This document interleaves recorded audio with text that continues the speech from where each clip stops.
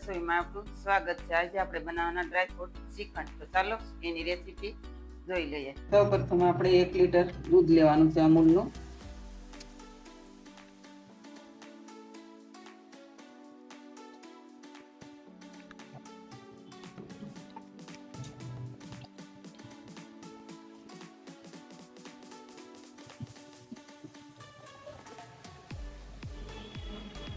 આપણે દૂધને ગરમ કરવા મૂકી દઈએ।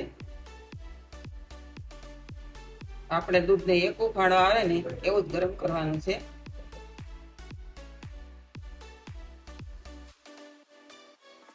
દૂધની અંદર ચમચો ફેરવતા રહેવાનું છે, નીચે ચોટી ન જાય।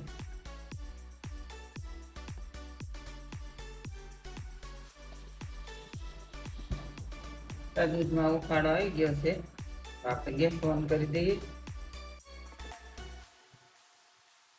હવે આપણે આ દૂધને ઠંડુ થવા દેવાનું છે।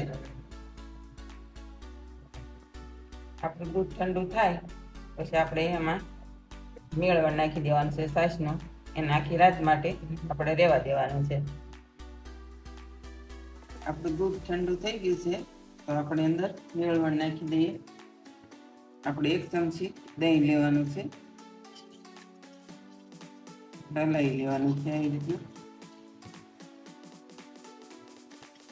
હવે આને આપણે આખી રાત મૂકી દેવાનું છે દહીં જમાવવા। હવે આપણે આને ઢાંકી દઈએ। હવે આને મૂકી દઈએ। હવે આપણું દહીં જામી ગયું છે તો આપણે આવી રીતની જાળી લઈ અને નીચે મૂકી અને આપણે કોટનનું કપડું લઈ લેવાનું છે।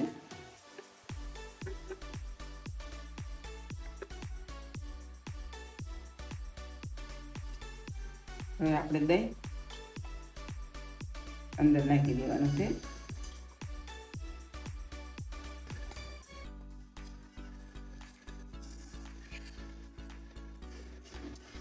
હવે આપણે આને આવી રીતે ભેગું કરી અને આમાંથી પાણી નિતારી દેવાનું છે।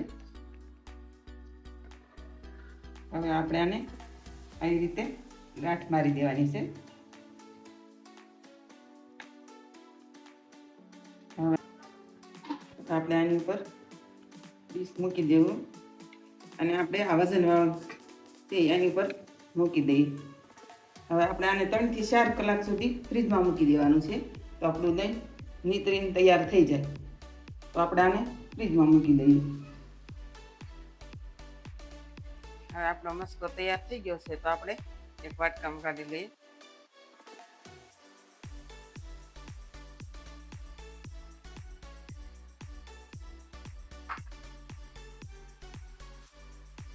આપણે આ 1 બાઉલ આપણો મસ્કો જો છે તો આપણે અડધું બાઉલ ખાંડ લેવાની છે। તો આપણે એને એડ કરી દઈએ।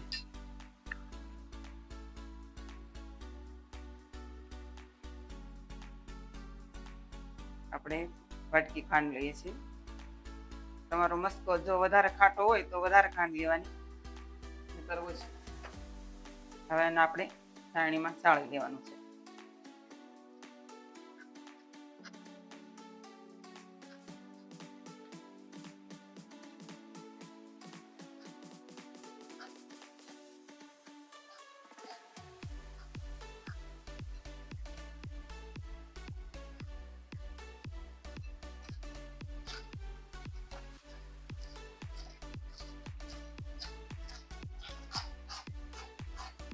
હવે આપણો મસ્કો સળાઈ ગયો છે।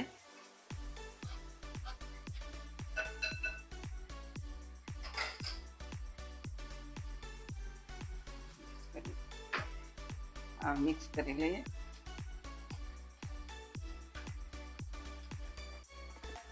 તમે જો આવી રીતે કરશો ને તમે બહારથી લાવતા છો એવો જ શ્રીખંડ બનશે તમારો લીસો।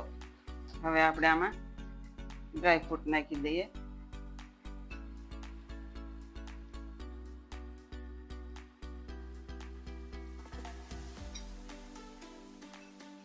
આપણે કેસર પલાળેલું છે પાણીમાં એડ કરી દઈએ।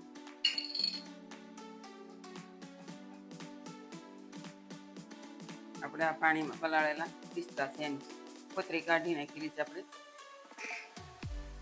આપણે આ કાજુના ટુકડા છે એ પણ પલાળેલા છે।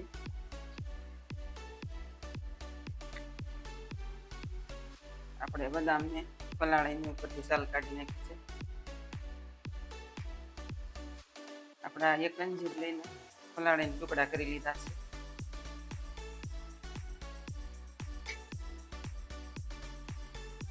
આપણે જેલી નાખી દઈએ 2 થી 3 ચમચી જેટલી.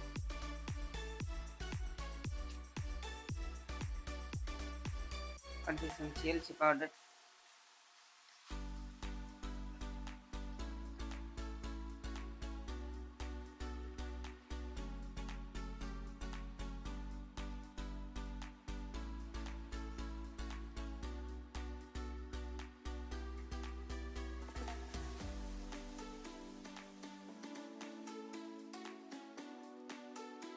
હવે આપણે બાઉલમાં કાઢી લઈએ.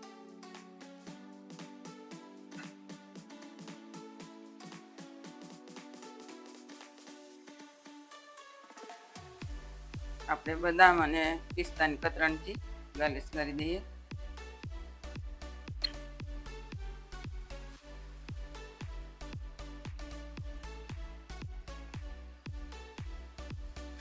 તૈયાર છે આપણો ડ્રાયફ્રૂટ શ્રીખંડ.